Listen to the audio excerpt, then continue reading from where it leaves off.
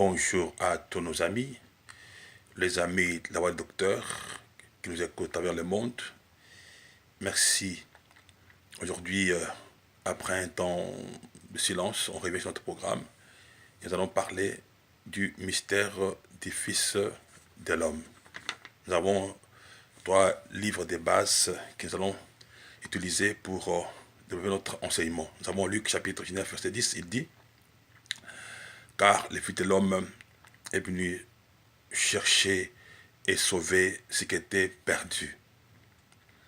Dans Romains 8, 3, il dit: car Dieu, condamnant le péché dans la chair, en envoyant son propre Fils dans une chair semblable à celle du péché. Dans Philippiens 2, 7, il est dit: il s'est dépouillé lui-même en devenant serviteur, ayant paru pas comme un simple homme. Okay? Voilà, c'est versets qui vont servir de base. Dans toute la Bible, ce mot Fils de l'homme est cité 171 fois, n'est-ce pas? Dont 93 fois faisant allusion à Ézéchiel dans le livre d'Ézéchiel, et 118 fois faisant allusion à Jésus lui-même, dont 29 fois dans Matthieu, 6 fois en Marc, 33 fois en Luc et 10 fois dans le livre de Jean. Bref, dans le Nouveau Testament, Jésus a fait mention du mot Fils de l'homme, ce sont 18 fois, faisant allusion à lui-même. Pourquoi il a pu parler des Fils de l'homme que des Fils de Dieu? C'est puisque, tenant compte de l'époque, n'est-ce pas, où il était, de la mission, n'est-ce pas, qui était la sienne, étant venu en tant que sauveur de l'humanité, pour sauver l'homme de ses péchés, comme il est écrit dans le livre de Matthieu chapitre 1, verset 21, là, Dieu, par des anges, il parlera à Joseph dans un songe que sa femme Marie enfantera un fils. On ne dit pas enfantera un fils de Dieu, enfantera un fils, et ce fils, on donnera le nom de Jésus. Alors, ce nom de Jésus, c'est un nom qui se réfère à son humanité et non à sa divinité. Voilà cela. Puisque la Bible dit que le nom Jésus signifie les sauveurs. C'est-à-dire qu'il est venu pour sauver l'homme de ses péchés. Alors, Jésus, c'est son nom d'homme, et pour révéler son humanité, c'est qu'il était homme 100%. Mais quand on lit avec le nom de Christ, ça fait Jésus-Christ, ce nom a un mystère. C'est-à-dire Jésus, sa partie en tant qu'homme, homme 100%, et Christ, sa partie divine en tant que Dieu 100%. C'est que Jésus était 100% homme et 100% Dieu. Et en tant que fils de l'homme, il est venu pour faire un grand travail, pour résoudre le problème de l'homme. Dieu jugea bien, depuis que l'homme avait péché contre lui, il s'est fait que l'homme est tombé dans des problèmes sérieux. Et il fallait maintenant que Dieu puisse résoudre ces problèmes. Et Dieu jugea bien que le problème de l'homme va être traité aussi qu'avec un autre homme, résolu qu'avec un autre homme. Et pas n'importe quel homme, il fallait un homme par excellence, un homme sans péché. Il peut venir pouvoir résoudre ce problème, n'est-ce pas? C'est pourquoi Dieu jugea bien de revêtir le corps humain pour voir les autres problèmes de l'homme. Bien aimé, écoutez très bien. C'est ainsi que Dieu a voulu résoudre ce problème, comme je viens de dire, non seulement non en tant que Dieu, mais en tant que l'homme. En Romains chapitre 8, verset 3, il dit, Dieu condamna le péché dans la chair, en envoyant son propre Fils dans la chair semblable à celle du péché. Philippiens 2, 7 dit, il s'est dépouillé lui-même, et en prenant une forme de serviteur, en devenant semblable aux hommes. Vous voyez cela? Dieu a voulu le faire, pourquoi? Pour plusieurs raisons. Nous allons évoquer certaines de ces raisons, n'est-ce pas? Dieu n'a pas voulu sauver l'homme étant en dehors de l'homme. Il a voulu se mélanger avec l'humanité, se mélanger avec l'homme dans ses problèmes pour sortir de ses problèmes. Et c'est ce qu'on appelle en psychologie l'empathie. L'empathie, c'est plus la compassion, c'est compatir. Et ce mot veut dire se mettre à la place de quelqu'un, entrer dans ses sentiments, revêtir et entrer dans sa peau pour ressentir ce qu'il ressent. C'est ça. Alors Dieu a voulu sentir nos douleurs, vivre nos problèmes pour le résoudre. C'est pas comme un médecin qui guérit un malade pendant que lui n'est pas malade. Mais Jésus a voulu nous guérir de nos maladies, même en sentant, en portant nos maladies. A voulu nous délivrer de problèmes de maux de tête, de problèmes qui concernent la tête, la mémoire, en les subissant. La Bible déclare que on posa une colonne de pin dans sa tête. Il a cette douleur terrible dans sa tête pour nous délivrer de tous les problèmes de la tête, les problèmes de nerfs, de la nervosité, de la folie. C'est que, en nous délivrant ces choses, même les a vécues, les a revêtues en nous délivrant. Et ça, c'est très puissant. Vous savez, si tu veux sauver quelqu'un qui est en train de se noyer dans l'eau, si tu es un nageur, tu ne vas pas lui jeter une corde ou un bâton en disant que, monsieur, madame, citoyen, prends ce bâton-là, tiens, le bâton-là, et sors dans l'eau. Tu ne vas pas le sauver. Pour le sauver, il faut entrer dans cette eau-là et risquer la mort comme cet homme. La personne a risqué la mort, puis pendant qu'il s'est noyé là, il est en train de se battre avec la mort. Il faut te mouiller, entrer là où il est entré pour le tirer du danger. C'est ainsi que Dieu a voulu risquer nos risques, a voulu s'exposer au même danger que nous pour nous tirer des dangers de la mort, danger du péché. C'est ça, c'est très puissant. Ça, c'est très puissant. C'est ce qui s'est fait en disant qu'il est le Fils de l'homme. Vous savez, tu peux aller pour consoler quelqu'un qui a perdu un être cher, sa femme, son mari, ou l'enfant, sa maman, son père. Cette personne ressent des douleurs. Dans son cœur, il sent une perte de vie, une vie chère. Et tu peux aller le consoler avec des paroles de consolation, par sa présence, par ta présence, mais tu n'auras pas senti la même perte qu'elle sent. Alors, comme nous, à cause du péché, on avait perdu la vie, et la vie est chère. Alors, il fallait que Dieu, en revêtant le corps humain, devenant fils de l'homme, ayant une vie naturelle, parce que Dieu n'a pas de vie naturelle.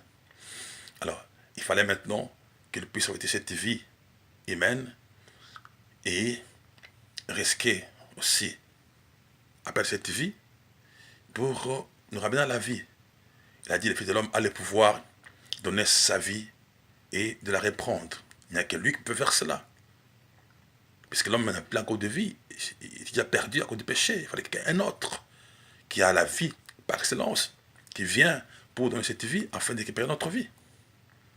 Ça, c'est ce que Jésus a fait en tant que fils de l'homme. Dieu, pour nous délivrer de la pauvreté, la Bible déclare, des riches il était. Il s'est fait pauvre pour nous enrichir. Ça, c'est 2 Corinthiens 8, 9. Il n'a pas voulu nous délivrer de la pauvreté de loin. Il a dit, soyez libérés de la pauvreté. Il a revêtu le corps humain. Il a senti la pauvreté. Il a senti l'odeur de la pauvreté. Vous savez comment Jésus était né, dans quelles conditions?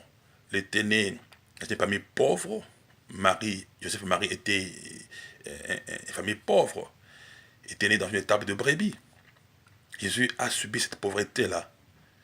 Et quand il a grandi, il n'avait pas où mettre sa tête. Il a dit, les oiseaux ont des nids, les renards de tanière. Mais le Fils de l'homme, il n'a pas où reposer sa tête. Tout cela pourquoi? Pour nous délivrer de la pauvreté, délivrer de sans-abri. Alors, tu es quelqu'un qui n'a pas d'abri, qui n'a pas où mettre sa tête à tête. Jésus-Christ en a souffert à ta place. Il a manqué où mettre sa tête. Il a manqué où se reposer pour que nous puissions avoir des bons lieux de repos, avoir une maison confortable. C'est pourquoi toi qui m'écoutes maintenant, qui n'as pas d'abri, qui souffre de cette situation, sois libéré au nom de Jésus. Tu ne veux pas continuer à souffrir pour Christ en a souffert, pour que toi tu puisses être libéré. Que ça a souffert de la pauvreté. Après que toi tu sois libéré de la pauvreté. Aucun lien de la pauvreté ne peut t'assommer, ne peut pas continuer à te dominer car Christ en a vécu en tant que fils de l'homme pour te libérer, pour libérer de cette pauvreté. Christ, Dieu, qui est le béni, te bénit, pour nous délivrer de la malédiction. Il déclare, dans le chapitre 3, verset 13, jusqu'au verset 14, il s'est fait malédiction à la croix, n'est-ce pas? Comme il est écrit, maudit quiconque est pendu au bois. Il s'est fait malédiction à notre place. C'est que dans ton corps, dans ce corps humain que nous l'avons revêtu, il a porté toutes nos malédictions de nos parents, nos ancêtres, quelles que soient les malédictions, pour nous libérer de toute malédiction. Ainsi que malédiction n'a plus de pouvoir sur nous. Tu ne veux pas souffrir la malédiction au nom de Jésus. Tu dois être libéré, puisque Christ en a souffert à ta place en tant que fils de l'homme. Il l'a porté pour que tu puisses être libéré de la malédiction. Dieu, pour nous libérer de toute tentation du péché, quel que soit, la Bible déclare que même a été tenté en toutes choses et il n'a pas succombé. Voilà pourquoi il peut secourir tous ceux qui sont tentés.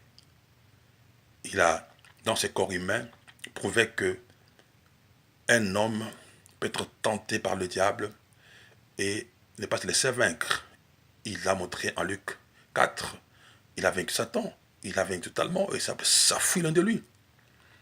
Tout cela pour nous montrer qu'en tant qu'homme, on peut vaincre toute tentation du diable. Quelle que soit la profondeur, la tentation, la longueur, la hauteur, la richeur, la grandeur de la tentation, il ne te vaincra pas. Il ne me vaincra pas, car Christ, fidèle homme, en a vaincu à ma place et il m'a donné le pouvoir de le vaincre. Au nom puissant de Jésus. Dieu, pour nous délivrer de la mort spirituelle et de la mort physique, il fallait qu'il puisse revêtir le corps humain. Parce que Dieu ne meurt pas. Dieu a la vie éternelle. Il a fait revêtir le corps humain, le corps mortel, porter nos péchés son corps au calvaire. Quand il dit à la croix, mon Dieu, pourquoi m'as-tu abandonné? Il déclare que tous ont péché et sont privés de la gloire de Dieu. C'est que le fait que Jésus, en tant que fidèle homme, a porté nos péchés son corps à la croix, Dieu l'abandonna. il fut privé de la gloire de Dieu. Il a senti cette privation de la gloire de Dieu, cette séparation, n'est-ce pas, avec Dieu, à notre place, pour nous ramener dans la communion avec Dieu, nous ramener dans la gloire avec Dieu. Hein? Et en fait, ensuite, enfin, il est mort physiquement. Il est mort physiquement, vous allez dans sur des morts, pour nous délivrer de la mort, et sur des morts. Nous délivrer de la crainte de la mort, et tenir la clé de la mort et sur des morts. Comme il est écrit dans Hébreux 2, 14 à 15. Et Apocalypse chapitre 1, verset 18, il détient les clés de la mort et sur des morts. C'est pourquoi la mort n'a plus de pouvoir sur nous. La Bible déclare, ô mort, quel est ton aiguillon? Ô mort, quelle est ta puissance? Tu n'as plus de puissance, tu n'as plus de force. Tu es anéanti par Jésus dans son corps. Il a subi la mort, la suite des morts pour libérer les personnes de la mort, de la mort. C'est pourquoi la mort n'a plus de pouvoir sur nous. Toi qui es poursuivi par l'esprit des morts, les familles qui sont assolées par l'esprit des morts, vous n'avez pas à souffrir la mort, vous qui êtes enfant de Dieu. Et puisque Christ vous a libéré de la puissance de la mort, de la crainte de la mort, n'est-ce pas? Même si la mort vous menace aujourd'hui, n'ayez pas peur. Ce n'est pas le temps de mourir, à moins que Dieu lui-même dise que voilà, maintenant ce temps est arrivé, mon fils, ma fille, j'étais prompt, tu as fait pour moi le travail, tu as accompli la mission, tu partiras. Et si longtemps que ta mission n'est pas accomplie, ton but sur la terre n'est pas est accompli, la mort n'a plus pouvoir sur ta vie, tu es plus vainqueur maintenant au nom de Jésus. N'ayez pas peur de la mort, car Christ nous a délivré de la mort en mourant de place, nous délivrer la certitude de la mort. Dieu, qui n'est pas limité. Dieu est esprit, il est présent partout. Mais en tant que fils de l'homme, il a subi, il a vécu des limitations de toutes sortes, spirituelles, matérielles, morales, physiques, financières. Dans son corps physique, s'il était en Galilée, il n'était pas à Jérusalem. Si il était en Galilée, il devait aller à Jérusalem, il devait marcher pour aller à Jérusalem, dans la poussière, et tout cela, pour pouvoir arriver là-bas. Et c'est là pendant 3 ans et demi. Il a marché, était limité. Il était en Galilée et non à Nazareth. Il était à Nazareth, il n'est pas en Jérusalem. Mais en tant que Dieu, il est omniprésent. Tout ça, c'est une limitation pour nous libérer de toute limitation, quelle que soit. Même sur le plan des finances, Jésus dépendait d'une caisse, des partenaires. Et Dieu ne peut pas dépendre des partenaires. Tout cela, c'est question d'une limitation pour que nous puissions vivre l'abondance, la plénitude, aller au-delà de ces choses. C'est pourquoi aucune limitation, que ce soit physique, que ce soit spirituelle, morale, matérielle, financière, il n'a plus de pouvoir sur ta vie au nom puissant de Jésus. Christ marcha à pied pour que nous puissions marcher dans des grosses et belles voitures, pour rouler carrosses, pour voyager par des avions, pour atteindre l'autre bout de la terre avec l'évangile. Tout cela, il a vécu en tant que l'homme pour nous libérer de ces limitations, pour nous aller plus loin. Et Christ, il n'a que prêché à Jérusalem. Il n'y avait pas de micro, il n'y avait pas de télévision, il n'y avait pas le média. Pour que nous puissions avoir le média, tu es ici, tu parles, le monde entier nous écoute, comme maintenant je parle là, le monde m'écoute. Tout ça, il a subi ces limitations à son temps pour nous donner, pour élargir nos vies, pour nous donner plus d'élargissement et être plus que ce que nous sommes aujourd'hui.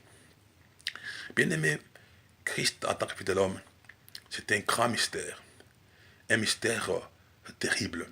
C'est pourquoi il a voulu revêtir l'homme, l'humanité, pour nous délivrer des problèmes dans l'humanité, du péché et ses conséquences. Bien-aimé, merci beaucoup d'avoir suivi et avec nous à la prochaine. Que Dieu nous bénisse.